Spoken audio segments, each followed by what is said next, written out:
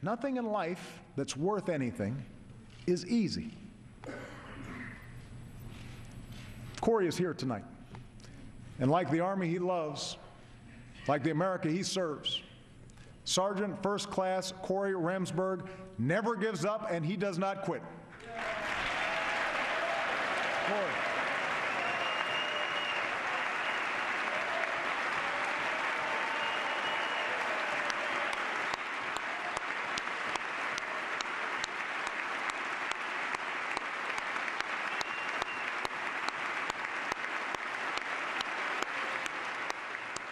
It was the longest, it was the loudest, and the greatest applause of the night, and it was not for President Obama. Instead, the nearly 2-minute standing ovation and applause was in honor of Army Ranger Corey Remsburg, who is recovering from injuries from his 10th deployment. I was in the room.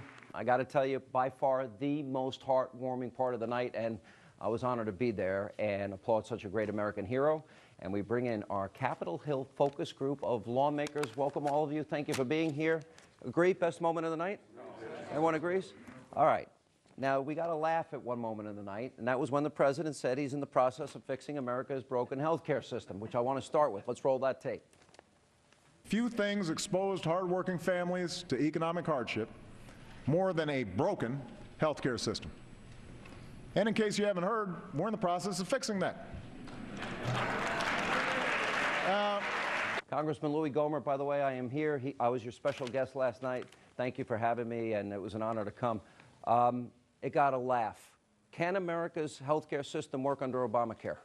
No, of course it can't. And by the way, as I told you, when you're about to enjoy something as pleasurable as a State of the Union address by this president, you want to share that with friends like you. Yeah. So I was glad you were there. But that was the joke of the night, and most of America got it. Yeah. It's not fixing health care, it's destroying it. Does anyone think health care can be stopped? Show a hand. Because we've had this battle, the president kind of mockingly, you do think it can be stopped. How? It's going to be stopped when the American people rise up, but also as Democrats understand that they can't get reelected if they're going to continue to defend Obamacare. That'll be the signal that we can undo Obamacare. And it's the money. As people realize how much it's costing, they're losing. And it really does all go back to the pocketbook. And you're actually getting less people insured than before. The whole premise falls apart, and then you start paying for it. The American people aren't stupid. They'll get it. Congressman Chaffetz, we made specific promises. If you like your care, keep your plan. If you like your doctor, keep your doctors. You're going to save $2,500 per family per year, none of which is happening. But yet, it's still the law of the land. And the president mocked a lot of you in this room tonight. If I say, we can't be voting 40-some-odd times to repeal, what's the best path towards repeal? Look, the fundamental problem with this president is what he says and what he does are two different things. I've sat through 6 State of the Unions from this president. Best news is there's only 2 more left. But look, we have got to hold the line. We got to keep reminding people time after time after time what the president said, what he's doing.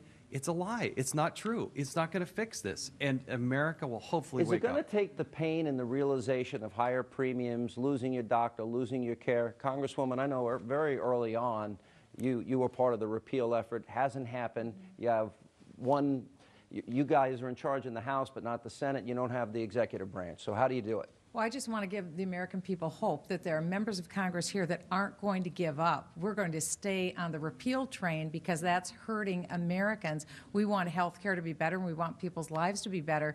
My guest last night was a young female physician who wrote me last month and said, let me tell you how patient care has changed under Obamacare.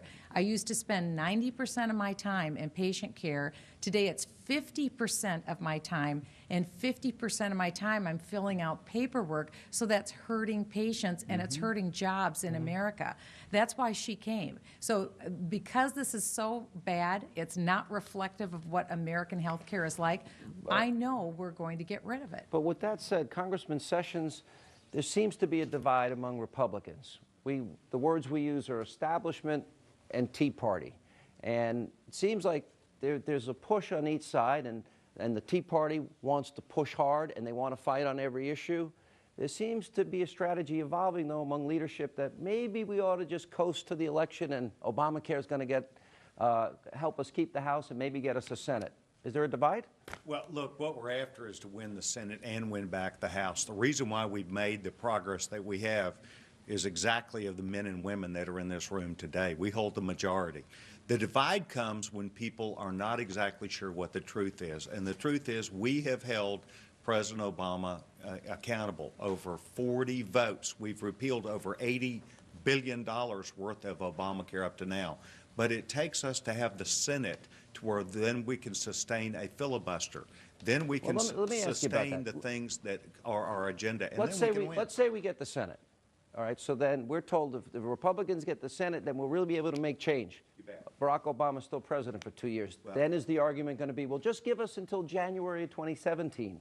Because I don't know, with $17 trillion in debt, $90 trillion in unfunded liabilities, and 50 million Americans on food stamps, if we can wait that long. Well, the bottom line is that we're in 2014 and we're at 2008 spending levels for discretionary dollars. Next year we'll be in 2015 and we'll be back to 2007 levels. Still $1 trillion in debt? Well, Still $1 trillion you've deficit? but you've got to reduce government spending. To be in 2016 and have 2006 discretionary spending levels is a victory, and that's what we told the American people we do. Now give us a Senate, and we can make more progress. Congressman Burgess, you're from the great state of Texas. I talked to your governor. You're going to have a $13 billion surplus when you guys get back in session. You're in I guess, 2015. But you don't even have a state income tax. No. How are you able to accomplish that in Texas?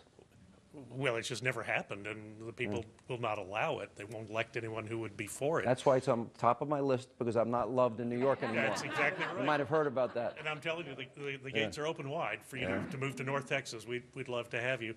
You know, when the president talked about his job creation and his energy plan, I was thinking the whole time, why don't you say God bless Texas? Because without Texas, your job creation is zip. Yeah. You're from the great state of Wisconsin. Your governor, Republican governor, put in conservative principles, faced a recall. He had a huge, massive deficit. He's got a surplus. He's giving it back to the people of your state. $1 billion tax breaks now going to middle-class Wisconsin families. If you don't want to go to Texas, you can come to Wisconsin. But listen, I think the big Any issue, other bidding going on here? but on Obamacare, I think it's important that we're honest with the American people. If we're going to repeal it, we have to win elections. We're not going to be able to repeal it while we don't have the Senate. And we shut the... But even if you have the Senate, you think you can repeal it? Well, listen, we can put pressure on the president. No, listen, Harry Reid is stopping our bills. Let's put them on the president's desk. But one other thing, the president shut down the government. Would ever sign that? No, but listen, we're going to start to put pressure on him. But listen, we got to be realists too. The president shut down the government in October. That's not what Speaker Boehner said on Jay Leno. Funding stopped, right? Right. But Obamacare continued to roll out because they set it up to put the funding mechanism in mandatory spending. So we have to change the law if we're going to be effective. And just one more point on the speech, Sean. The president's trying to be compassionate and reach out to middle-class Americans. He was talking about people who had lost their health insurance before Obamacare. He failed to mention all the people who have lost their health care because of Obamacare, and that was a problem. That's millions. All right, we got to take a break. We're going to come back, and we'll have much more with our focus groups of lawmakers, also including tonight their answers to your questions that you have been posting on Facebook and Twitter. And then later, I got the opportunity to see it all firsthand here in D.C., and I'm going to share all of that, a rare behind-the-scenes look at my State of the Union experience, including a once-in-a-lifetime dinner with some very special Duck Dynasty guests. That's all coming up.